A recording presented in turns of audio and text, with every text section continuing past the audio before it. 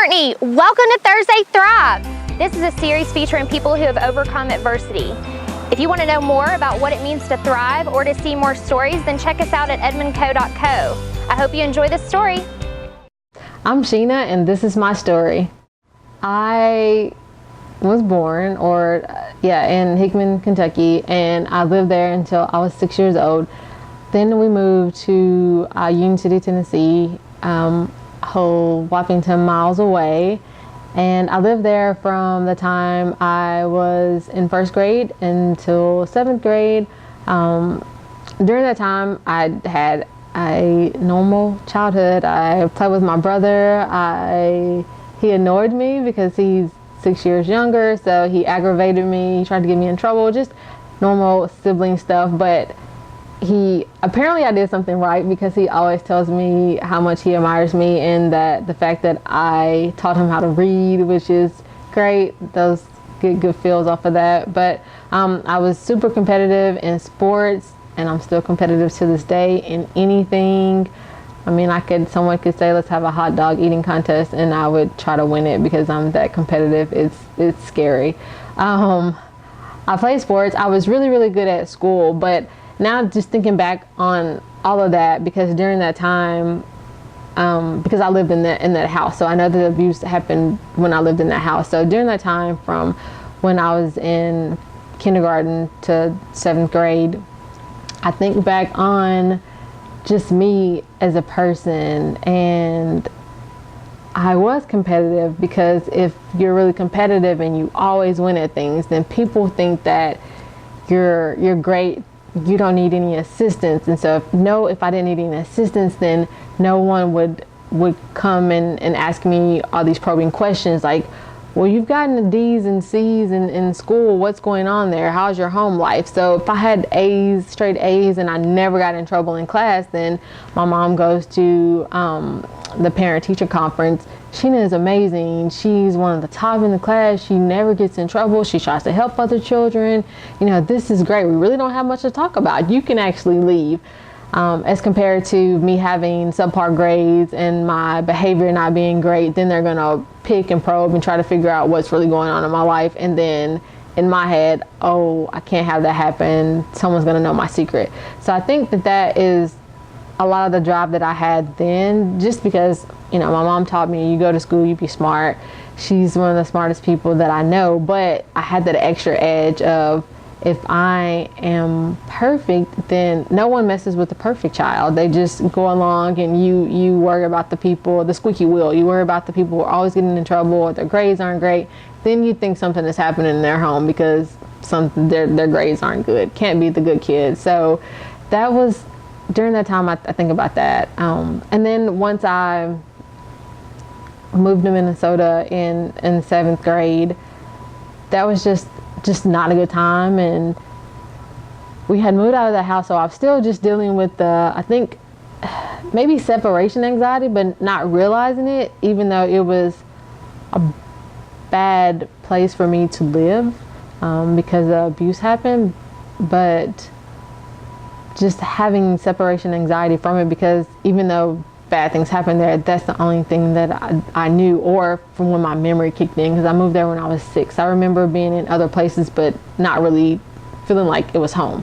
That was my home. That was the only home that I knew, and I was away from it, and in this, to me, foreign land of just a tundra every day, thinking that I was going to get out of school, and no, it was always, wake up, school is not canceled. What do you mean? Like, there's 10 feet of snow, it doesn't matter. They'll plow through it. You're going to school.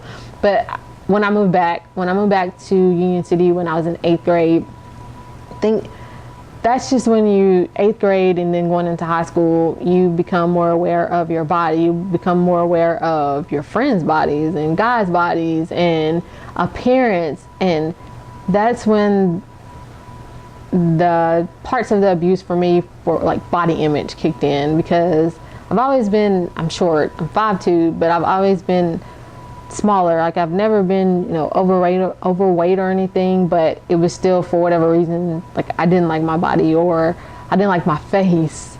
Just avoiding all mirrors and not looking in them, because I'm not I don't think that I'm pretty, and being shameful of my body, you know, maturing fast and then being ashamed of that, and thinking back, why are you ashamed of that? Everyone matures, but they mature at different rates. So I can't help that I had breasts when I was, you know, in 3rd grade, you know, whoop-de-doo, but just being shameful of that. And even to this day, like, I try to keep them covered. I'm very aware of what I wear in that region. And again, I don't know if that has anything to do with my abuse or the fact that I just don't want them hanging around everywhere. I don't know, but I do know at that time, at that particular time, that I would think, you know, back to my abuse and just being shameful of everything, just being shameful of my body, or thinking if I hadn't matured so fast, then he really wouldn't be interested in my body, because it would just be a little kid body, and not thinking it was really a little kid body then.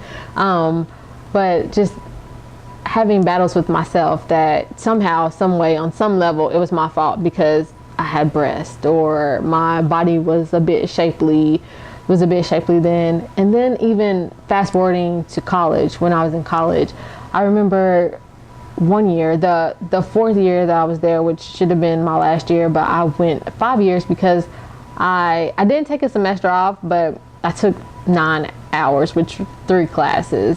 And I was depressed. I totally depressed. And that, thinking back, those are just signs to go get help. You need counseling. Something is, but I didn't go get counseling for that. But I was depressed in that time, and that is when it was really bad as far as like the image issues, because you're walking around campus and you see all kind of, you know, girls, boys, they come from different backgrounds, and it's just, I guess it might have been a bit overwhelming for me in the image department, not just people itself, even though I did come from a small town, but just in the image department, seeing so many images like flash before me and thinking, well, which one am I supposed to choose? What am I supposed to go with? Which is different from who I am, because I've always been an individual person, but I just remember thinking, well, am I supposed to look like this? Am I supposed to dress like this? What's the code? What am I supposed to be doing? And just locking myself in the bathroom and just sitting on the bathroom floor for hours in the dark, not going to class, not going to work, taking showers in the dark, putting things over my mirror. I had a closet, like it was a big closet, and it was right by my bed, and it would, you know, roll down or whatever, and it was a closet, but when it was closed, it was just a huge mirror. And just thinking, well, I can put posters on here and no one would think any different. Just, you know, hey, you have posters on your mirror, that's kind of crazy. You could have a wall, but I mean, I'm a college student, I have posters up and whatever, no one's the wiser. But it's just trying to avoid all mirrors. Again, taking showers in the dark, locking myself in the bathroom, just all of those were telltale signs that, hey, you need to go get help. You're dealing with things. And I don't remember having any flashbacks during that time. Maybe I remember having some right after college, having those. And I think it's just a lot. You're just dealing with a lot of anxiety after college. Like, what do I do next? What's the next move? This degree that I have, can I actually translate it into a job that's going to pay me money? So I think that, coupled with me still not dealing with it, that's where the depression and the anger and all of that surfaced. There are usually 3 to 5 moments in people's lives that they remember forever, and they shape them. So I started to think, like, how many of those have I already had, you know, in my early 20s? And one of them came to mind, and even to this day, I really haven't thought about that question. I think about it from time to time, but I haven't thought about it in a while. So one of them is just being sexually abused as a child. So it's something that happened, and I know that I said my childhood was great. Well, how was your childhood? Great, and you were sexually abused, but because I didn't deal with it then. So I repressed it and didn't really think about it. So of course my childhood was great because it didn't happen. Or at least that's what I told myself, it didn't happen. So as I started to think about, those moments that shaped my life, I started to go deeper into my abuse. How has it shaped me? And then I think I just went to an extreme where everything was attached to it. I'm independent. Well, that has to be attached to my abuse, because if I'm independent, then that means I don't need anyone else doing this for me, and I'm probably reacting this way because someone abused me. But that's not. I grew up in a single parent household with a mother as the head of our household who was strong and independent. That's where that came from. So it became a little bit obsessive for me, because I just thought that the bad qualities and the good qualities both were attached to that, and I had to process and decipher that some things might be attributed to that, some things might not, or there might be some things where, you know, it does and it doesn't. It's kind of meshed, I guess to say. But I remember I was 27 and I was trying to leave my apartment one day for something, and I couldn't find my keys. And so I got irate because I couldn't find my keys. I literally started to punch and kick the wall. Like, not just air punches. I really, like Mike Tyson, punched the wall, just kicking the wall like it was a soccer ball. And it went on for maybe 10 minutes, and I just sat down and I thought, something is really wrong with you because you can't find your keys. Most people say a couple of colorful words and then they throw things and they find their keys, and great. But you have punched the wall, your hand and your feet, they're gonna hurt tomorrow because you're punching the wall. And then I just had a talk with myself, maybe a come to Jesus moment with myself. And then I called a family member who's in counseling and said, hey, I think that I need some counseling. Is there any way that, you know, you can help me or you can point me in the right direction? They looked up information in my area, found a counselor, and I remember going to the first session and just being totally afraid to be totally naked in the moment. I told the lady what I thought that she wanted to hear. Weren't any lies, it just wasn't all truth. So as I worked through a couple of sessions with her, then we started to go deeper and deeper, and then I realized I'm angry because I was abused and I haven't dealt with it. So as far as the abuse, I can't tell you 100% it happened from this age to that age. I don't know, which is so I feel for every time I see on the news or anything, or someone was raped or abused and they remember years later, and people will comment, I don't believe you, how are you just now remembering that? And it literally breaks my heart every time, because the brain is so powerful. Like, I really told myself I was not abused. Didn't happen. And then I just started to have extremely bad flashbacks in my 20s, and just, where is this coming from? Or even actually it started in my teens. And I remember writing my mom a letter. I was visiting, it was the summertime, and I was visiting Minnesota, and I was 16. Can't remember what I watched on TV, but I was up late watching TV, and whatever I watched, I had just a lot of flashbacks, horrible flashbacks. I cried for hours, and then I just wrote her a letter and I put it in her purse. Just, hey, I will talk to you when I want to talk to you. This happened, but I will talk to you when I want to talk to you. Fast forward years later, I still hadn't talked to her about it. So I guess that really pains me when people say that they don't believe someone because they're just now coming out. But I remember talking to my mom about just, I hate this job. I really just want to help people, but I'm not sure how. And my therapist, it was like kind of on two ends. My therapist said, hey, I don't know these people, but I saw it on one of our email blasts. These ladies are, they're helping people, and they're going in and they have a victims impact program, and it's a 15-week program, and every week it's a different crime, and they have a victim of each crime. They have a victim of each crime come in and speak every week. If you're comfortable with that, you might want to go talk to people and inmates and talk to them about child abuse. You don't know these people, just like you don't know me. That would be a great way to talk about it, and you're talking to strangers. No one has to, quote unquote, know your secret because you're talking to complete strangers. Contacted the ladies, and that was 2010, 11, and I still work with them today. They've started their own nonprofit, and I still work with them today. Speaking in prisons, speaking in community, different action groups and things of that nature. But she helped me, I guess my therapist introduced me to those two women, and they helped me in being able to have a voice and speaking to people and really touching people. Then on the other hand, my mom was like, well, the Bible says, occupy until I come. So I thought about it, and it's like, well, if you're just waiting there idly, that's when bad things happen, bad thoughts, bad behaviors. But if you occupy until something else comes, until he places something else with you, you're occupying your space, you're occupying it with hopefully positivity. So I started to just immerse myself in volunteering. It took a lot of time, patience, love for me to finally get over it. And I tell people all the time that I live in 3 modes: victim, survivor, and thriver. And I could be a victim tomorrow. I could have taped this and then tomorrow just in my car start to cry and think, wow, that happened to me.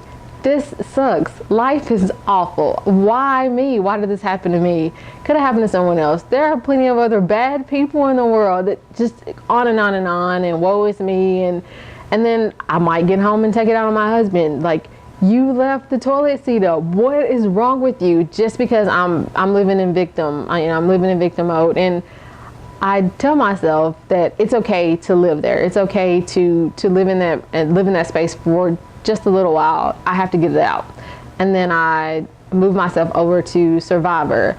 I'm surviving. Like, I won't get mad if he has the toilet seat up, but I'll slam it down, I'm not gonna say anything, but I'm just making my way through. I'm just surviving. I still have a little edge. I still have a chip on my shoulder, and it's okay to live in that space, but not for long. What I want to do is be in thriver mode, where I'm doing things like this. I'm talking about it and saying that you can overcome. I'm going to prisons. I'm having healthy relationships. I don't think people really realize how abuse can just affect your relationships. Not just sexually, because my abuse was sexual, so it did affect relationships with the opposite sex. Honestly, my husband is the only relationship I've ever had. So I met my husband my freshman year of college, and we were both freshmen at the same time. And we weren't friends. We were more like associates. We had mutual friends, and I remember I used to play basketball with some of the guys. I would be the only girl, and he would play, and it was pretty good. And I just remember I could tell that he would get annoyed that I was good for whatever reason, and so I would just taunt him a lot. And then we just through college, if I would see him, I would talk to him, he would talk to me, but it would just be in passing, like, hey, how's it going? Oh, finals are coming up, that's great. If I saw him out somewhere, I would wave at him, and that was it. Fast forward, I guess 2009, the wonderful invention of Facebook, that's amazing, it's brought so many people together, but he started contacting me, and I was like, oh my God, I remember this dude from school. It's not really my type. Nice guy, but no, not gonna work. Do you want to go out? Sure, I want to go out. Like a day before, oh man, my Aunt Peggy's, I don't even have an Aunt Peggy, but I really have to do some stuff for Aunt Peggy and whatever. And I went back on Facebook one day and I looked through the messages, and they really started like in 2009 and then 2010, but it was late 2010, like November 2010 when we finally went on our first date. And I wasn't having it. I just didn't want to be there. I texted my best friend, hey, I'm down the street from your house. Come get me. I didn't drive. He came and picked me up. Like, please save me. Like, something crazy happened. Just say that and just call me and say that. She was like, no, you just have to see it through. And so we went to an arcade because, of course, I'm competitive. And so I wasn't even being competitive. I'm like, oh man, you win. Or we did the go-karts. I'm like, oh, you passed me. It's just, I wasn't feeling it. But then we sat down and we started to talk.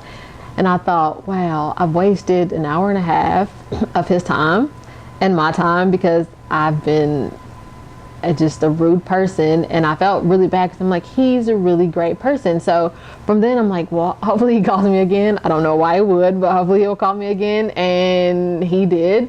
But we dated for 4.5 years before he proposed, and people think, well, at your age you should probably, 4.5 years shouldn't take you that long. You're in your late 20s dating, you should know, like, this is this is it, this should happen. But I also just had started going to counseling maybe a couple months before we started dating. So now I think back to, we were riding in a car going on a date somewhere, and I was like, so like, I was abused when I was a kid, but I'm working through it. I'm going to counseling and all of that. And now I think back, like, he probably was thinking in his head, I'm turning this car around, or I'm gonna take her to this meal and then I'm going home. Not because she was abused, but because just how I said it so bluntly, because I wasn't aware of my thoughts and feelings, and I was just happy to be able to talk through them, but I wasn't aware of how to articulate that to other people, and not thinking that is a very uncomfortable situation for some people. I just remember the first 2 years were not great. They were really horrific, and it seemed like every other week I was like, okay, I'm not doing this with you. Just lose my number. I didn't know how to be in a relationship. I was emulating what I thought it was supposed to be, and not knowing that every relationship is different. They're just like parenting. They have these books, and I'm pretty sure they probably have Marriage for Dummies or Dating for Dummies. But to me, it's just, you can give someone advice, but they have to take it and apply it to their relationship, how it works within their relationship, or it might not work within the relationship. But just thinking back on all of the irrational things that I did, just because I didn't know what to do. So I would just fly off at the most random things, or just act really erratic, or not wanting to be affectionate. And that's honestly something that I still work on. I still have to work on today. Other than, probably my mother and just being annoying to my brother, just hugging and kissing him. I have to work on just being affectionate. I'm an extremely compassionate person, but being able to have that physical touch with someone and hugging them and kissing them and all of that, sometimes the waters get kind of muddy for me dealing with that. So just learning how to be affectionate towards him, and also be open for him to be affectionate towards me, and for him to pour goodness into me. Because I'm used to pouring it out to other people, but for whatever reason, it doesn't. Well, when you're extremely compassionate, I feel that you probably don't get it back as much as you give it out.